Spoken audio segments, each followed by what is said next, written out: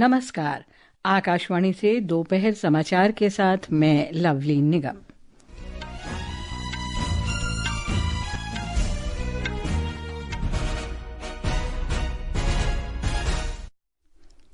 प्रधानमंत्री नरेंद्र मोदी ने पश्चिम बंगाल के मालदा से हावड़ा गुवाहाटी के बीच भारत की पहली वंदे भारत स्लीपर ट्रेन को झंडी दिखाकर रवाना किया। प्रधानमंत्री आज शाम असम का दौरा करेंगे। 2 नई अमृत भारत एक्सप्रेस रेलगाड़ियों को हरी झंडी दिखाएंगे। छत्तीसगढ़ के बीजापुर जिले में सुरक्षा बलों के साथ मुठभेड़ में 2 माओवादी ढेर। अमेरिका के राष्ट्रपति डोनाल्ड ट्रंप ने गजा संघर्ष समाप्त करने पर अपनी 20 सूत्री शांति योजना के दूसरे चरण का नेतृत्व करने के लिए एक नए शांति बोर्ड के सदस्यों की घोषणा की। मौसम विभाग ने अगले 3 से 4 दिन में पंजाब और हरियाणा में हल्की बारिश का पूर्वानुमान लगाया और अंडर 19 क्रिकेट विश्व कप में भारत और बांग्लादेश के बीच मुकाबला जारी। समाचार विस्तार से। प्रधानमंत्री नरेंद्र मोदी ने आज पश्चिम बंगाल के मालदा रेलवे स्टेशन से हावड़ा और गुवाहाटी कामाख्या के बीच चलने वाली भारत की पहली वंदे भारत स्लीपर ट्रेन को झंडी दिखाकर रवाना किया। श्री मोदी ने गुवाहाटी हावड़ा वंदे भारत स्लीपर ट्रेन को भी वर्चुअल रूप से झंडी दिखाई। पूरी तरह से वातानुकूलित वंदे भारत स्लीपर ट्रेन यात्रियों को किफायती किराए पर हवाई यात्रा जैसा अनुभव प्रदान करेगी। इससे लंबी दूरी की यात्राएं तेज, सुरक्षित और अधिक सुविधाजनक बनेंगी। 16 आधुनिक कोच वाली इस ट्रेन की कुल क्षमता 823 यात्रियों की है।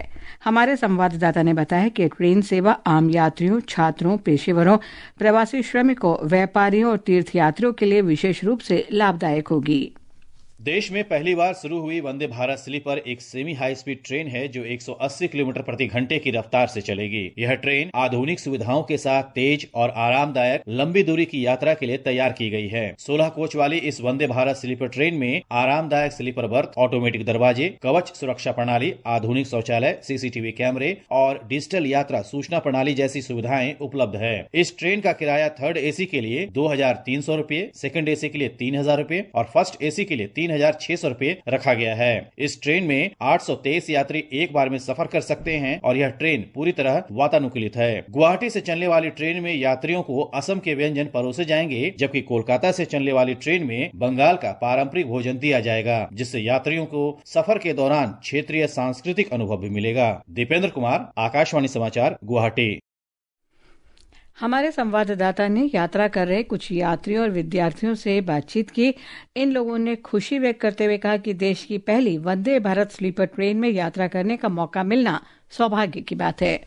मेरा नाम ममताज सुल्ताना है और मैं केंद्रीय विद्यालय मालेगांव में पढ़ती हूँ। ये मेरा फर्स्ट टाइम वंदे भारत में बैठने का मौका मिला है और ऑनेस्टली बोलूँ बहुत अच्छा है, साफ सुथरा है। डिजाइन, कलर, वो थीम जो है सब बढ़िया लगता है। सो आई फील लकी। मेरा नाम पाहिदा है। मैं फर्स्ट वंदे भारत स्लीपर में बैठी हूँ और बहुत अच्छा एक्सपीरियंस रहा है। और इधर ऑटोमेटिक डोर्स एंड बहुत सारे ऑटोमेटिक है। ऑनेस्टली बताओ, हम लोग को फर्स्ट बनता है कि हम लोग इसको साफ सुथरा रखें एज कम्पेयर टू अदर। इधर में आके हम लोग को बहुत अच्छा लग रहा है। इस अवसर पर प्रधानमंत्री नरेंद्र मोदी कार्यक्रम को संबोधित कर रहे हैं। आइए सुनते हैं उनका संबोधन। और व्यापार कारोबार भी आसान बनेगा। यहां जो ट्रेन मेंटेनेंस से जुड़ी नई सुविधाएं बनी हैं, इससे बंगाल के नौजवानों को नए अवसर मिलेंगे। साथियों, बंगाल की इस पावन भूमि से आज भारतीय रेल के आधुनिकीकरण की तरफ एक और बड़ा कदम उठाया गया है। आज से भारत में वंदे भारत स्लीपर ट्रेनों की शुरुआत हो रही है। ये नई वंदे भारत स्लीपर ट्रेन देशवासियों के लंबे सफर को और आरामदायक बनाएगी, शानदार बनाएगी, यादगार बनाएगी। विकसित भारत की ट्रेनों ये कैसी होनी चाहिए, इस वंदे भारत स्लीपर ट्रेन में आप साफ साफ नजर आता है। इसके बाद प्रधानमंत्री शाम को असम जाएंगे। हमारे संवाददाता ने बताया कि प्रधानमंत्री 2 दिवसीय यात्रा के दौरान विकास परियोजनाओं का शिलान्यास करेंगे और 2 नई अमृत भारत वंदे भारत एक्सप्रेस रेलगाड़ियों को हरी झंडी दिखाएंगे। आज शाम लगभग 6 बजे प्रधानमंत्री गुवाहाटी के अर्जुन भोगेश्वर बरुआ खेल परिसर में आयोजित होने वाले पारंपरिक बोरो सांस्कृतिक कार्यक्रम बागरुम्बा 2026 में भाग लेंगे। इस अवसर पर बोरो समुदाय के 10,000 से अधिक कलाकार एक साथ मिलकर बागरुम्बा नृत्य प्रस्तुत करेंगे। प्रधानमंत्री आज रात गुवाहाटी स्थित राजकीय अतिथि गृह में ठहरेंगे। कल प्रधानमंत्री सुबह लगभग 11 बजे नौगांव जिले के कलियाबर में 6,950 करोड़ रुपए से अधिक की लागत वाली काजीरंगा एलिवेटेड कॉरिडोर परियोजना का भूमि पूजन करेंगे। यह एलिवेटेड वन्यजीव कॉरिडोर पशुओं को निर्बाध आवाजाही सुनिश्चित करेगा, मानव वन्यजीव संघर्ष को कम करेगा, सड़क सुरक्षा बढ़ाएगा, यात्रा का समय घटाएगा और बढ़ते यात्री एवं माल परिवहन को सुगम बनाएगा। कार्यक्रम के दौरान प्रधानमंत्री 2 नई अमृत भारत एक्सप्रेस ट्रेनों कामाख्या रोहतक अमृत भारत एक्सप्रेस और डिब्रूगढ़ गोमतीनगर अमृत भारत एक्सप्रेस को हरी झंडी दिखाएंगे। प्रधानमंत्री असम यात्रा समाप्त करने से पहले कलियाबर में एक जनसभा को भी संबोधित करेंगे। आमीनुल हक जोद्दार, आकाशवाणी समाचार, गुवाहाटी। उपराष्ट्रपति सीपी राधाकृष्णन ने कहा है कि भारत को आत्मनिर्भर और विकसित राष्ट्र बनाने के लिए अगले 2 दशक बेहद महत्वपूर्ण होंगे।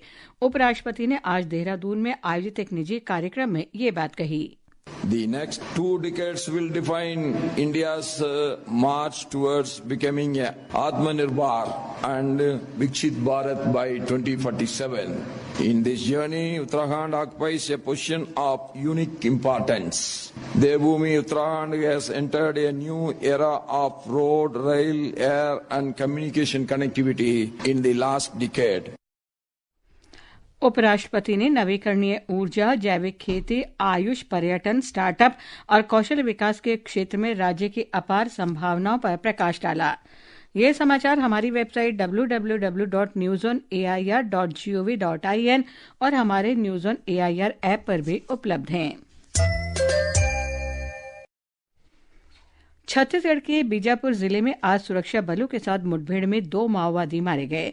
पुलिस के अनुसार जिले के उत्तर पश्चिमी क्षेत्र के जंगल में माओवादियों की मौजूदगी की खुफिया जानकारी मिली थी, जिसके बाद सुरक्षा बलों की एक संयुक्त टीम को भेजा गया था। मुठभेड़ आज सुबह तलाश अभियान के दौरान हुई। भारतीय जनता पार्टी ने महाराष्ट्र के 29 नगर निगम चुनावों में 2,869 सीटों में से 1,425 सीटें जीती हैं। अंतिम परिणाम के अनुसार शिवसेना को 399 सीटें, कांग्रेस को 324, राष्ट्रवादी कांग्रेस पार्टी एनसीपी को 167, शिवसेना यूबीटी को 155, एनसीपी शरद पवार गुट को 36, एमएनएस को 13 और बसपा को 6 सीटें मिली हैं।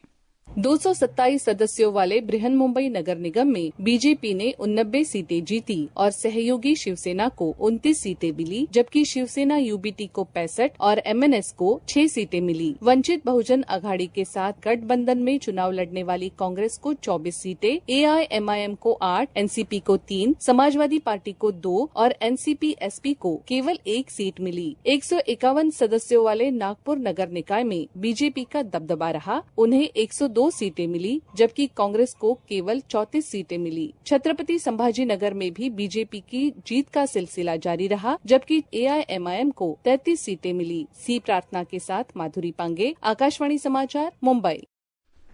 प्रधानमंत्री नरेंद्र मोदी ने एनडीए के जनहितैषी शासन के एजेंडे को आशीर्वाद देने के लिए महाराष्ट्र की जनता का आभार व्यक्त किया है।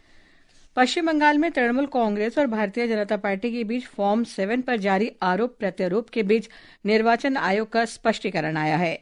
निर्वाचन आयोग ने स्पष्ट किया है कि निर्वाचन क्षेत्र में पंजीकृत मतदाता फॉर्म 7 की कितनी भी प्रतियां जमा कर सकते हैं। आयोग के अनुसार एक व्यक्ति द्वारा जमा किए जाने वाले फॉर्म की संख्या की कोई सीमा नहीं है। भारतीय जनता पार्टी ने पश्चिम बंगाल की मुख्यमंत्री ममता बनर्जी पर पश्चिम बंगाल में तुष्टीकरण की राजनीति करने का आरोप लगाया। नई दिल्ली में आज संवाददाता सम्मेलन को संबोधित करते हुए भाजपा सांसद संबित पात्रा ने आरोप लगाया कि पश्चिम बंगाल की मुख्यमंत्री हिंसा का समर्थन कर रही हैं। उन्होंने कहा कि तृणमूल कांग्रेस पार्टी की वरिष्ठ नेता असंवैधानिक और हिंसक तरीकों से विशेष गहन पुनरीक्षण को रोकने की कोशिश कर रही हैं। एसआईआर बंगाल में भी हो रहा है, उसे रोकने की कोशिश गैर संवैधानिक तरीके से नहीं, हिंसा के माध्यम से ममता बनर्जी जिस प्रकार से कर रही है, चुनाव अधिकारी जो बीएलओ कहलाता है वहां सुरक्षित नहीं है। इतना दबाव उनके ऊपर बनाया जा रहा है कि वो मजबूर हो रहे हैं आत्महत्या करने के लिए। उत्तर प्रदेश सरकार ने दोहराया है कि वाराणसी के मणिकर्णिका घाट पर चल रहे पुनर्निर्माण और पुनर्विकास कार्य के दौरान किसी भी मूर्ति को कोई भी क्षति नहीं पहुंची है। शहरी विकास मंत्री AK शर्मा ने बताया कि मणिकर्णिका घाट क्षेत्र में बुनियादी सुविधाएं उपलब्ध कराने के लिए सरकार ने ये कार्य शुरू किए हैं। जिलाधिकारी सत्येंद्र कुमार ने भी कहा कि सोशल मीडिया पर भ्रामक और निराधार खबरें फैलाई जा रही हैं। उन्होंने बताया कि संस्कृति विभाग द्वारा ऐसी सभी कलाकृतियों और मूर्तियों को विधिवत संरक्षित किया गया है। मैं आपके माध्यम से सबको बताना चाहूंगा कि जो वहाँ कलाकृतियां हैं, जो वहाँ कुछ मूर्तियां जो दीवार में लगी हुई थी, उन सभी को संरक्षित करके संस्कृति विभाग द्वारा भी रखा गया है। और जो ये पुनर्निर्माण का कार्य चल रहा है, इसमें दोबारा से उनको उसी के रूप में जो है पुनर्स्थापित किया जाएगा। जो मणिकर्णिका घाट पे मुख्य मंदिर है, वो मसाननाथ भगवान का मंदिर हो या तारकेश्वर महादेव का मंदिर हो, इन सभी मंदिरों को यथावत जैसे अभी है उसी रूप में रखा जाएगा और उनका संरक्षण किया जाएगा। मारुति सुजुकी गुजरात के खोराज में 35,000 करोड़ रुपए के निवेश से एक विशाल नया वाहन निर्माण संयंत्र स्थापित करेगी। इस संबंध में मुख्यमंत्री भूपेंद्र पटेल और उप मुख्यमंत्री हर्ष संघवी की उपस्थिति में आज गांधीनगर में गुजरात सरकार और मारुति सुजुकी इंडिया लिमिटेड के बीच निवेश पत्र विनिमय समारोह आयोजित किया गया। अमेरिका के राष्ट्रपति डोनाल्ड ट्रंप ने गजा संघर्ष को समाप्त करने के लिए बनाई गई 20 सूत्री शांति योजना के दूसरे चरण का नेतृत्व करने के लिए नवगठित शांति बोर्ड के सदस्यों की घोषणा की है। एक रिपोर्ट। ये बोर्ड गजा में शासन, क्षेत्रीय सहयोग, पुनर्निर्माण, निवेश, वित्त पोषण और दीर्घकालिक स्थिरता से संबंधित प्रयासों की निगरानी करेगा। प्रमुख सदस्यों में अमेरिका के विदेश मंत्री मार्को रूबियो, विदेश के पूर्व प्रधानमंत्री टोनी ब्लेयर, ट्रंप के विदेश दूत स्टीव विटकॉफ, विश्व बैंक के अध्यक्ष अजय बंगा, ट्रंप के करीबी जैरेड कुशनर और अमेरिका के उप राष्ट्रीय सुरक्षा सलाहकार रॉबर्ट ग्रेबियाल शामिल हैं। श्री ट्रंप शांति बोर्ड की अध्यक्षता करेंगे। गजा कार्यकारी बोर्ड में Shri Blair, Shri Kushner, Shri Witkoff, तुर्की के विदेश मंत्री हकान फिदान, कतर के राजनयिक अली अल थवदी और अन्य शामिल होंगे। ये घोषणा अमेरिका की मध्यस्थता से तैयार की गई नई शांति योजना के दूसरे चरण के शुभारंभ के बाद हुई है। समाचार कक्ष से शक्ति सिंह। ईरान में कई हफ्तों तक चले तीव्र सरकार विरोधी प्रदर्शनों के बाद अब शांति के हालात दिख रहे हैं। पिछले दिनों में भारी सैन्य तैनाती, सामूहिक गिरफ्तारियों और लंबे समय तक इंटरनेट बंद रखने सहित व्यापक सुरक्षा कार्रवाई के बाद विरोध प्रदर्शन की गतिविधियां स्पष्ट रूप से कम हो गई हैं। मानवाधिकार समूहों का अनुमान है कि इस महीने की शुरुआत में हुई सामूहिक गोलीबारी में 2,000 से 12,000 लोग मारे गए हैं। ये समाचार आकाशवाणी से प्रसारित किए जा रहे हैं। ताज़ा समाचार जानने के लिए आप हमारे social media handle X @AIR News Hindi को फॉलो कर सकते हैं। मौसम विभाग ने अगले 3-4 दिन में पंजाब और हरियाणा में हल्की बारिश का अनुमान व्यक्त किया है। आकाशवाणी समाचार से विशेष बातचीत में मौसम विभाग के वरिष्ठ वैज्ञानिक डॉक्टर RK जेनामणि ने बताया कि इस महीने के अंत में उत्तर पश्चिम भारत में बारिश की अत्यधिक संभावना है। डॉक्टर जेनामणि ने कहा कि शीतलहर की स्थिति में सुधार हुआ है और न्यूनतम तापमान में भी मामूली वृद्धि दर्ज की गई है।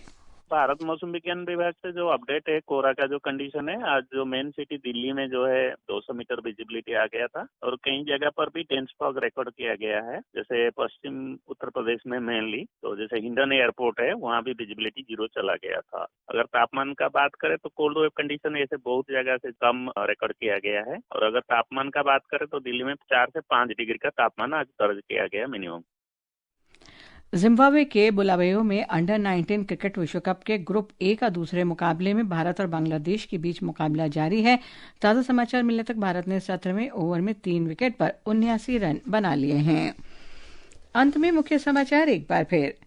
प्रधानमंत्री नरेंद्र मोदी ने पश्चिम बंगाल के मालदा से हावड़ा गुवाहाटी के बीच भारत की पहली वंदे भारत स्लीपर ट्रेन को झंडी दिखाकर रवाना किया। प्रधानमंत्री आज शाम असम का दौरा करेंगे। 2 नई अमृत भारत एक्सप्रेस रेलगाड़ियों को हरी झंडी दिखाएंगे। छत्तीसगढ़ के बीजापुर जिले में सुरक्षा बलों के साथ मुठभेड़ में 2 माओवादी ढेर। अमेरिका के राष्ट्रपति डोनाल्ड ट्रंप ने गजा संघर्ष समाप्त करने पर अपनी 20 सूत्री शांति योजना के दूसरे चरण का नेतृत्व करने के लिए नए शांति बोर्ड के सदस्यों की घोषणा की। मौसम विभाग ने अगले 3 से 4 दिन में पंजाब और हरियाणा में हल्की बारिश का पूर्वानुमान जताया और अंडर 19 क्रिकेट विश्व कप में भारत और बांग्लादेश के बीच मुकाबला जारी। इसके साथ ही दोपहर समाचार का ये अंक समाप्त हुआ। नमस्कार।